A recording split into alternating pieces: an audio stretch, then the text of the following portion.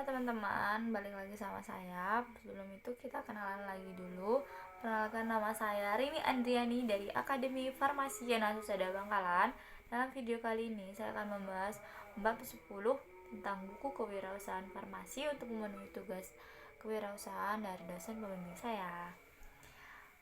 Jadi kali ini saya akan bahas tentang menjalankan usaha. Jadi bagaimana tentang mengelola suatu produksi, terus merencanakan fasilitas produksi, serta pengaturan di mana produksi itu berjalan. Yuk kita intip presentasi saya. Check it out. Bab 10, menjalankan usaha. Mengelola produksi.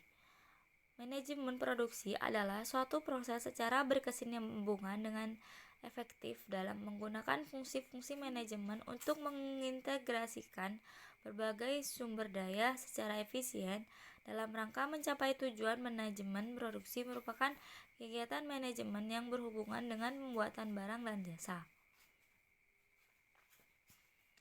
Fungsi manajemen produksi. Pertama, pada fungsi perencanaan mencakup penentuan peranan dari kegiatan produksi, termasuk perencanaan produk, perencanaan fasilitas, dan perencanaan penggunaan sumber daya produksi. Kedua, pada fungsi pengorganisasian mencakup penentuan struktur organisasi dan kebutuhan sumber daya yang diperlukan di bagian produksi untuk mencapai tujuan operasi,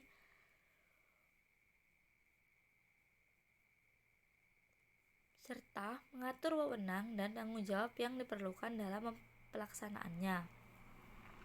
Pada fungsi penggerakan mencakup kegiatan motivasi karyawan bagian produksi untuk melaksanakan tugasnya.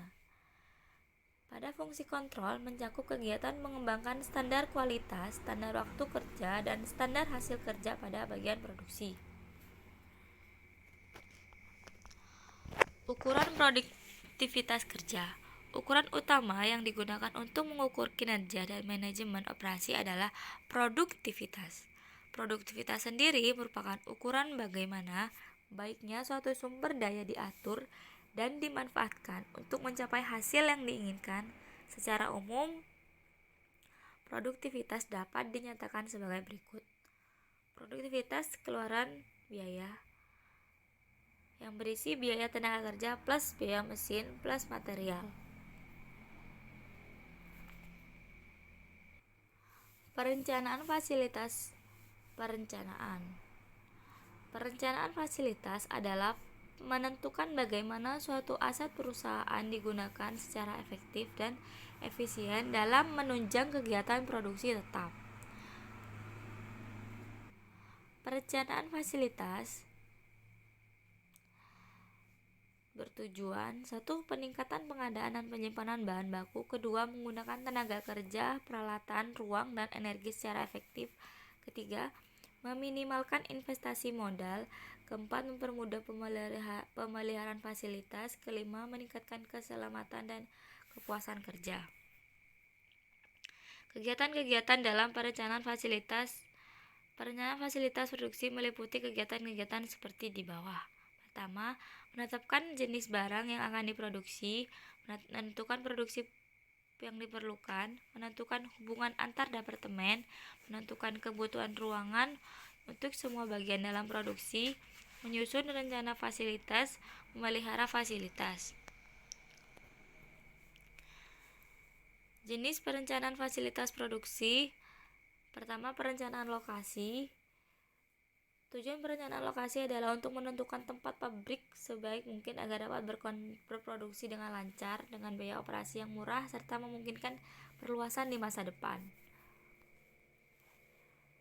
Penentukan lokasi pabrik mempertimbangkan ada 7. Pertama, mudah dijangkau oleh konsumen, dekat dengan bahan baku, ketersediaan tenaga kerja, ketersediaan tenaga listrik, ketersediaan air, alat transportasi, dan memungkinkan perluasan di masa depan.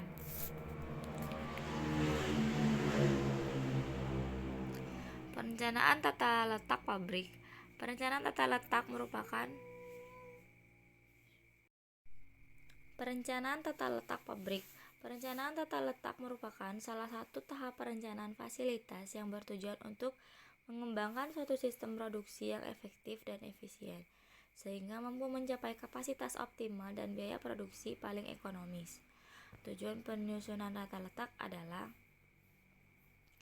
pemanfaatan peralatan pabrik secara optimal, penggunaan jumlah tenaga kerja minimum, aliran bahan baku lancar, kebutuhan persediaan rendah, pemakaian ruang efisien, ruang gerak cukup untuk kegiatan operasional dan pemeliharaan, biaya produksi dan investasi yang rendah, keselamatan kerja yang tinggi, suasana kerja yang menyenangkan.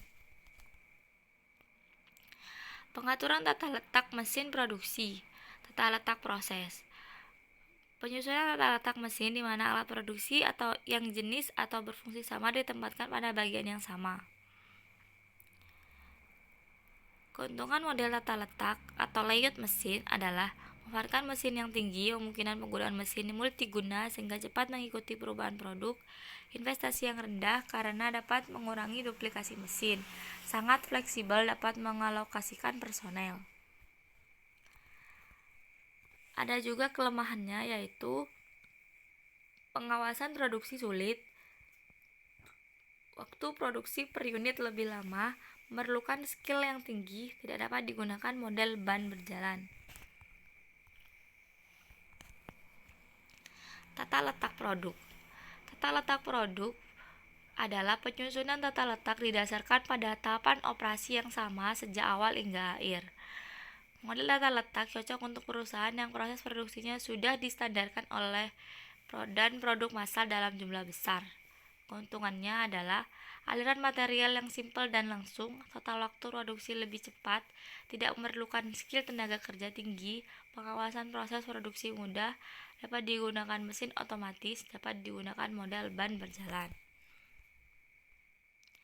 Sedangkan kelemahannya, kerusakan pada suatu mesin tertentu dapat menghentikan produksi.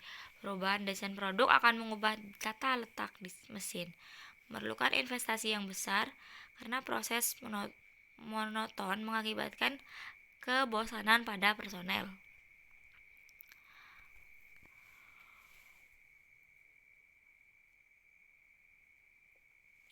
Selanjutnya, kita menentukan tingkat produksi. Menentukan volume produksi harus disesuaikan dengan jumlah permintaan pasar. Salah satu cara penentuan volume produksi adalah menggunakan model peralatan estimasi. Estimasi dapat dilakukan dengan metode kuantitatif, yaitu membuat ramalan dengan bantuan metode statistik dan matematika. Yang kedua, metode kualitatif, yaitu memperkirakan jumlah produksi dengan pendapat ahli peramal tingkat produksi. Produk sediaan farmasi di bidang usaha kesehatan dapat dikelompokkan menjadi dua, yaitu usaha jasa dan non-jasa. Di bidang kesehatan seperti praktek dokter, praktek bidan, praktek fisioterapi, rumah sakit umum, rumah sakit khusus, pelayanan kesehatan, klinik, toko obat berizin, apotek, industri obat, serta industri suplemen kesehatan. Industri obat tradisional seperti IOT, IEBA, dan UKOT. Usaha mikro, industri kosmetik, PBF, laboratorium, dan lain-lain. Bidang usaha terkait dengan peluang dan potensi usaha seperti platform kesehatan digital, pelatihan di bidang kesehatan seperti pelatihan kesehatan secara umum, pelatihan kesehatan tradisional, pelatihan industri obat herbal, pelatihan pembukaan kosmetik, dan pelatihan perbekalan kesehatan rumah tangga. Jasa konsultasi industri kesehatan, jual beli bahan baku atau untuk industri yang terkait kesehatan, tempat kebugaran, gym atau sarana olahraga lainnya. Yang keenam, pangan atau catering kesehatan.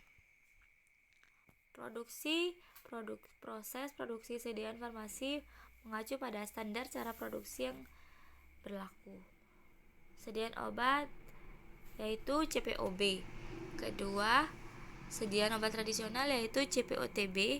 Sediaan kosmetik yaitu CPKB. Yang keempat, perbekalan kesehatan rumah tangga, yaitu CPP KRTB. Cukup sekian presentasi dari saya.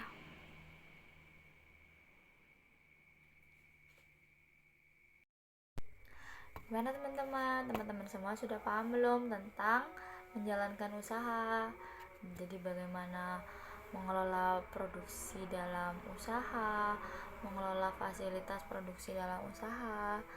Ya, saya harap teman-teman dapat paham tentang materi ke-10 PPT ini, tentang materinya menjalankan usaha. Semangat ya teman-teman. Oh iya, jangan lupa like, komen, dan subscribe video ini. Terima kasih atas partisipasinya. Ya, semoga video ini dapat membantu tugas kalian atau enggak buat menambah ilmu buat kalian. Terima kasih.